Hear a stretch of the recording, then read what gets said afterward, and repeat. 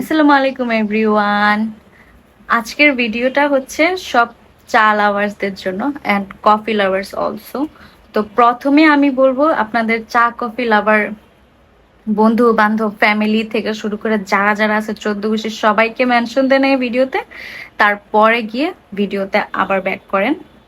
Anyways, আজকে আমি আমার 3টা চায়ের কাপ নিয়ে কথা বলবো। এইটা হচ্ছে একটা, তারপরে হচ্ছে আমার এই টামলার, আর লাস্টলি এই যে দিস ওয়ান ট্রান্সপারেন্ট কাপ। যেটা প্রথমেই আসি ট্রান্সপারেন্ট কাপ নিয়ে। আজকের টপিক হচ্ছে কোন কাপে চা বেশি টাইম নিয়ে গরম থাকে, মানে কোন কাপে আপনার চাটা বেশি জলদি ঠান্ডা হবে না, ওইটাই আর কি। এনিওয়েজ, তো প্রথমে হচ্ছে ট্রান্সপারেন্ট কাপ। এটা ট্রান্সপারেন্ট কাপ, এটা আমার একটা শখের কাপ, বাট এই কাপটার মধ্যে জলদি জলদি চা ঠান্ডা হয়ে যায়। ট্রান্সপারেন্ট কাপে অনেক জলদি চা ঠান্ডা হয়ে যাবে, দেখতে সুন্দর লাগে, চাটা রাখলেও ভালো সুন্দর লাগে, বাট এটার মধ্যে চা জলদি ঠান্ডা হয়ে যায়।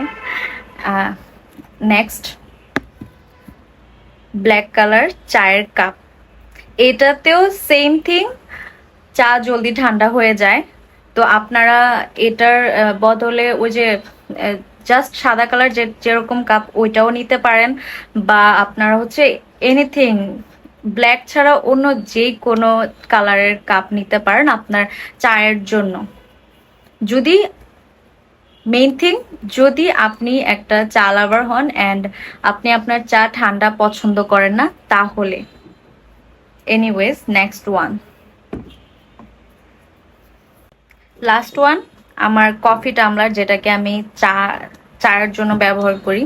আমি এতটা কফি খাই না, বাট তারপরে আমার মুডের উপর ডিপেন্ড করে যে এখন আমার চা খেতে ইচ্ছে হচ্ছে কিনা বা কফি খেতে ইচ্ছে হচ্ছে কিনা, তো যেটা বলে মুড সেটাই হয় আর কি। এনিওয়েজ, এটা হচ্ছে একটা বেস্ট পারচেজ আমার। আমার বেবি হওয়ার পরে আমি 1 কাপ চা নিয়ে শান্তি মতো বসে যে চাটা হালকা করে সুন্দর করে খাবো সেটা হয় না। তো প্রথম প্রথম কি হতো, আমার চা ঠান্ডা হয়ে যেত, আমার মিজাজটা খারাপ হয়ে যেত। আর এমন একটা সময় আসে না, যখন মানে রোদ আছে ঠিক আছে, বাট শরীরটা কেমন যেন ড্রাই ড্রাই হয়ে যায়, এমন একটা ঠান্ডার সময় আসে। তো তখন কিন্তু চাও জলদি জলদি ঠান্ডা হয়ে যায়, তো আমার তখনও ভালো লাগে না। আমি হচ্ছে আমার চা পছন্দ করি একদম উত্রানো এনে আমাকে একদম গরম গরমটা দিবে এরকম। তো আমার মতো যারা মায়েরা আছেন তাদের জন্য টামলারটা, এই টামলারটা হচ্ছে নিউ মমসদের জন্য অনেক বেশি বেস্ট হবে।